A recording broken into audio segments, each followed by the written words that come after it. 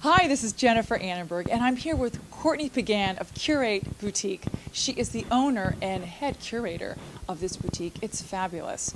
We're not only going to get the inside scoop, but we're also going to know what sets this boutique apart, and also the inside story of why Courtney is such an inspiration to me, and I'm sure to you as well. Welcome, Courtney. Thank you so much. And I really want to start out by saying, most of us, there's a difference between actually knowing what to do in life and actually doing it. And I really want to say that you actually knew what to do in life from a very young age. Can you tell us a little bit about that? Well, growing up, my father had his own business for 40 years, so that was normalcy to me, growing up with an entrepreneur for a father, small business owner, hustler, hard worker, and that was normalcy to me. Growing up working for the family business. In fact, my first job, I was 5 years old, which I'm not even really, I think, legally allowed to put on my resume. I was in charge of selling prisms in the antique booth. So I grew up working with the family, and I saw how fulfilling owning your own business could be and being your own boss. But I also saw what hard work it was. So it was always the end goal that I wanted to do my own thing, and I wanted to have my own business. But I also knew it had to be a labor of love, and I wanted to give myself some time to figure out what that really would be.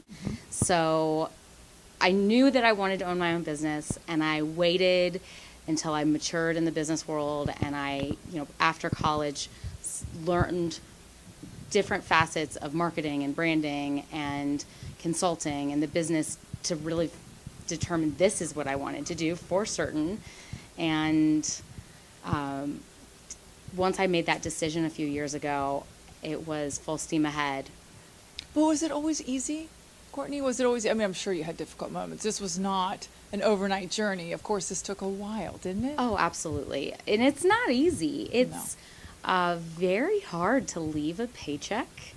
And when I heard a quote once that said the most addicting things in the world are heroin, carbohydrates, and a steady paycheck.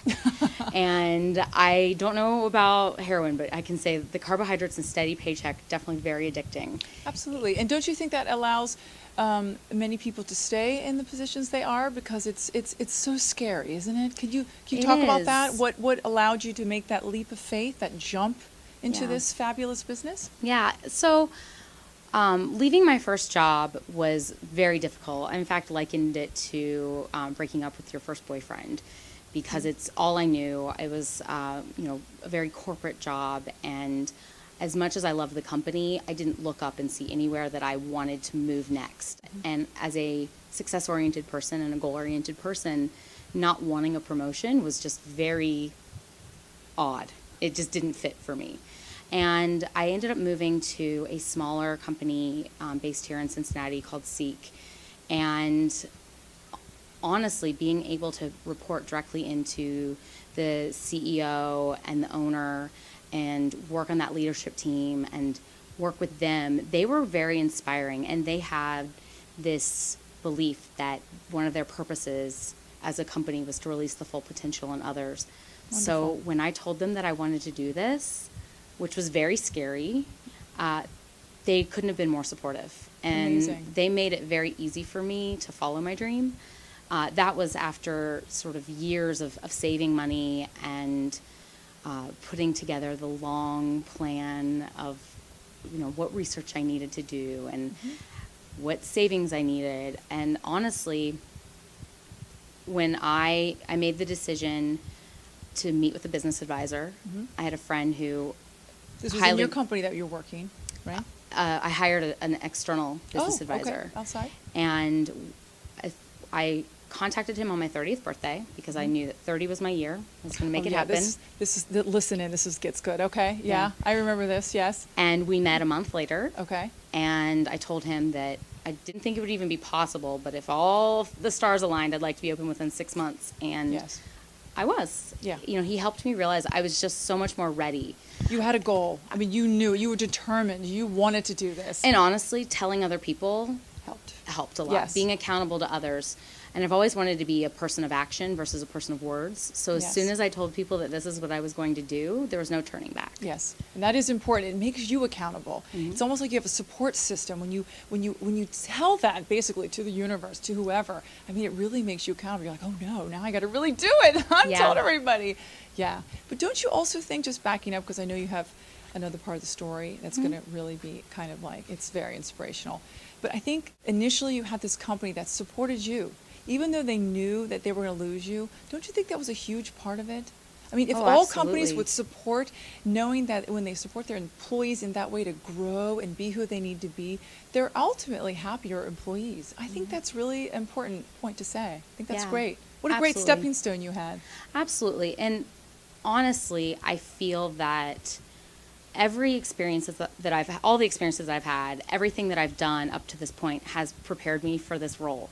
It's all prepared me for this exact moment, whether that was selling prisms and antiques when I was 5 years old, or when I first started selling sterling silver jewelry at age 10, or whether it was working in a branding and marketing company, or even some of my hobbies and Every step led you to the everything way. led me Yes, here. it did. Yes, it did. And nothing was lost. and I learned a lot about the kind of company that I want to grow, and the kind of boss that I want to be, and the kind of CEO that I want to be, Yes. because I had some really great role models along the way. Yes, and you have this vision, of course, and you want to share that. I mean, you do want to be. You're right now. Courtney says, "I'm owner," but you do want to be CEO, because right now she said, "I don't want to be CEO of just one," but you want, and I think that's so cute. You want to be CEO of an empire, really, an empire. So tell me more about that. That's your vision. That's your intention, really. Where do Yeah. you want to take this boutique? Well, so I'm a small business owner right now, but I'm not growing a small business. I'm growing a company. And I'm starting out as a small business owner and paying my dues. I'm working every day. I'm cleaning the floors. I'm cleaning the toilets. I am doing the ordering, the steaming, the sales, everything, because I want to make sure that I know my business inside and out. Yes. And once I am confident that I have a handle on the business and we're starting to grow, I'd like to further grow our online sales. We're launching our online store in August of this year. And we have on some great fall clothes that are Yes. coming up. She has wonderful lines of things. It's great. Thank you. Accessories, purses, everything. Just a plug. Thank you. Wonderful things. And ultimately, I'd like to have more than one location within the city, and then multiple locations around the country someday. Wonderful.